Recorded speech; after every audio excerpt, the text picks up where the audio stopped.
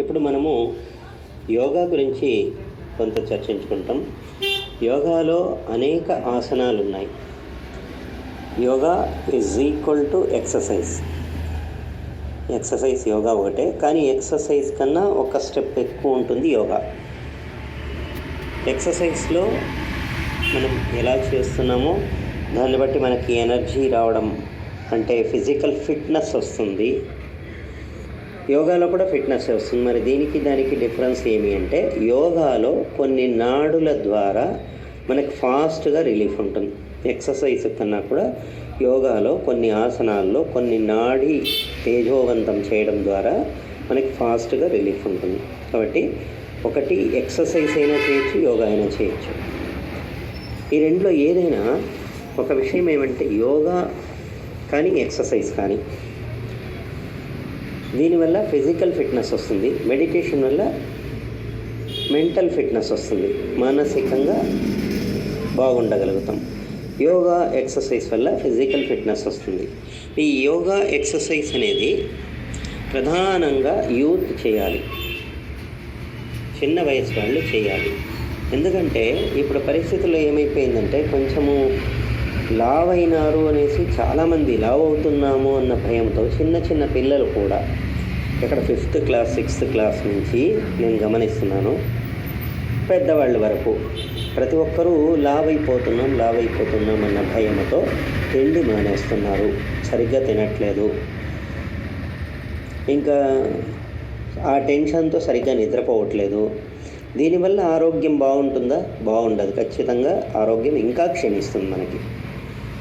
ఎప్పుడైనా yoga, meditation, exercise ఇవన్నీ చేసేకి ఒకటొకటికి ఒక వయసు ఉంది. మెడిటేషన్ అనేది చిన్న వయసు నుంచి వయసు అయిన వాళ్ళ వరకు ప్రతి ఒక్కరూ చేయొచ్చు. ఫిజికల్ స్ట్రెస్ ఉండదు కాబట్టి చేయొచ్చు. కానీ ఇక్కడ యోగా అనేది ప్రధానంగా యూత్ చేయాలి, లేదా చిన్న వయసు వాళ్ళు చేయాలి. ఏజ్ అయిన వాళ్ళు యోగా చేయడం కొంచెం కష్టంగా ఉంటుంది. అది కూడా ఫిజికల్ ఫిట్నెస్ ఉండేవాళ్ళు చేసుకోవచ్చు.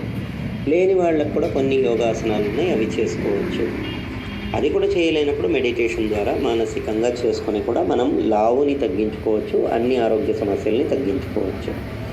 మెడిటేషన్లో లావు కూడా తగ్గుతారు. ఇది కూడా ప్రాక్టికల్గా చూసిండేదే కాబట్టి ఇది కూడా మంచి విషయం. ఇక యోగాలో కూడా చిన్న వయసు వాళ్ళు యోగా చేస్తూ, ఎక్సర్సైజ్ చేస్తూ లావు తగ్గడానికి ప్రయత్నం చేయాలి.